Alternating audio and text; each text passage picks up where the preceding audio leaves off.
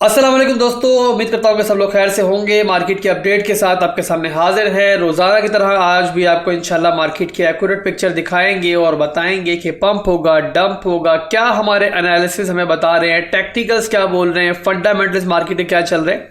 काफ़ी important video होगी, ज़्यादा लंबा नहीं करेंगे और टू द पॉइंट ही हम बात करेंगे। तो इस टाइम दोस्तों मेरे सामने खुले हुए मार्केट बबल्स, तमाम आपको कॉइन्स नजर आ रहे हैं कि काफ़ी ज़्यादा रिट्रेसमेंट हमें पिछले दिनों देखने को मिली है इन कॉइन्स के अंदर। रीज़न भी आपको पता है कि बिटकॉइन की जो डोमिनेंस है वो काफ़ी बड़ी हुई थी, दैट्स वाई इस टाइम कॉइन्स का ये हश्र आपको दिखाई दे रहा है। बहरहाल दोस्तों चलते हैं अपने चार्ट के ऊपर, 4 घंटे के टाइम फ्रेम के चार्ट के ऊपर, और इसी पर हम लोग एनालिसिस करते हैं। अब कल की वीडियो दोस्तों देखी होगी आपने, तो कल भी अल्हम्दुलिल्लाह जो एनालिसिस हमने दिया आपको वैसा ही मार्केट में हुआ। तो कल दोस्तों जब मार्केट रिट्रेस कर रही थी, नीचे की तरफ डंप कर रही थी, मैंने बताया था कि परेशान होने की जरूरत नहीं है, पैनिक होने की जरूरत नहीं है। कि लॉन्ग की कॉल मैंने आपको दी थी, मैंने कहा था कि मैं कम से कम इस ट्रेंड लाइन की सपोर्ट पर आते हुए देख रहा हूँ मार्केट को, बिटकॉइन को, और यहाँ से बाउंस बैक मैं देख रहा हूँ। इसके अलावा जो मैंने आपको रेंज बताई थी वो बताई थी 16,600 से लेकर 16,350 का एरिया पार्ट्स में आपको बाय करने का कहा था। बट यहाँ पर शायद आपकी एक ही एंट्री हिट हुई होगी और उसके बाद फिर बाउंस बैक मिल गया होगा। बहरहाल प्रॉफिट है, कम हो या ज़्यादा, और यहाँ मेरा मशवरा होगा कि कम से कम 50% प्रॉफिट जो है वो पार्शियली आप लोग बुक करो, और बाकी 50% जो है नेक्स्ट टारगेट जो कि वीकली हाई है वहाँ के लिए छोड़ दो। स्टॉप लॉस को एंट्री से ऊपर ले आओ, और जो सूरत हाल मार्केट की चल रही है उसमें प्रॉफिट मार्केट में छोड़ना अक्लमंदी की निशानी नहीं है।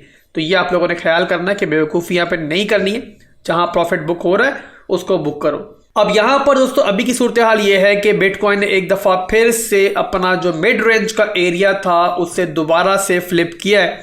अगर आप लोग डेली टाइम फ्रेम के अंदर देखो तो जो ये मूव आपको कल भी दिखाई दिया वो भी दोस्तों जस्ट एक विक ही साबित हुआ, और जो यहाँ पर टाइट स्टॉप लॉस के साथ लॉन्ग कर रहे हैं उनको थोड़ा सा मार्केट सांस लेने का मौका नहीं दे रही है, और उनके स्टॉप लॉस के पीछे पड़ी हुई है। उनका स्टॉप लॉस एक दफ़ा फिर हिट हुआ होगा और मार्केट ने दोबारा उसी रेंज में अपनी पोजीशन मुस्तहकम कर ली कि जहां पर कुछ दिनों से ट्रेड कर रहा है। तो ओवरऑल मैं कहूंगा कि छोटा मोटा सा एक एरिया चल रहा है कि जहां पर बिटकॉइन ट्रेड कर रहा है। काफ़ी चौपी सा प्राइस एक्शन है और काफ़ी बोरिंग भी आप इसे कह सकते हो। ख़ासतौर पे जो स्विंग ट्रेड्स करने वाले उनका तो यहाँ पर पानी पीने का भी मौका उनको नहीं मिल रहा, और यहाँ पर वही कामयाबी हासिल कर रहा है जो यहाँ पर लेवल टू लेवल ट्रेड कर रहा है, जो पिछले कुछ महीनों से हमारी स्ट्रेटजी रही है। अल्हम्दुलिल्लाह उसी की बेस पर हम लोग यहाँ पर कामयाबी भी हासिल कर रहे हैं। तो अभी की सूरत हाल दोस्तों ये है, चांसेस यही हैं कि बिटकॉइन जो है एक दफ़ा कम से कम अपना 17,355 का जो एरिया है उससे हिट करेगा।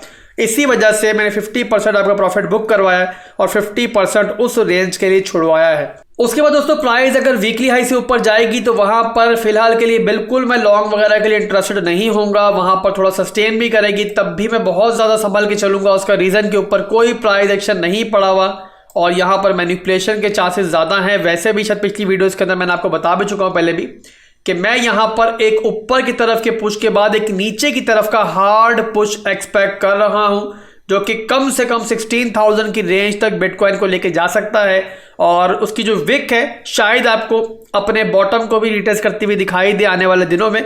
तो उस मूव के लिए भी आप लोगों ने तैयार रहना है, वहां पर घबराना नहीं है, और मुझे उम्मीद है कि वहां पर वो एरिया जो है फिलहाल के लिए होल्ड होगा और वहां से हमें एक अच्छी लॉन्ग की पोजीशन मिलेगी। तो जब वो एरिया आएगा तो इंशाल्लाह उसके बारे में भी आपको गाइड करेंगे। फिलहाल के लिए जो मेरी एक्सपेक्टेशन है आने वाले दिनों में मैंने वो आपको बता दी है। फंडामेंटली बात करें तो क्रिसमस भी आ रहा है दोस्तों, और क्रिसमस पर नॉर्मली हमने हिस्ट्रिकली देखा है कि प्रॉफिट बुकिंग होती है। तो इस रीजन को भी देखते हुए थोड़ा सा संभल के आपने चलना है।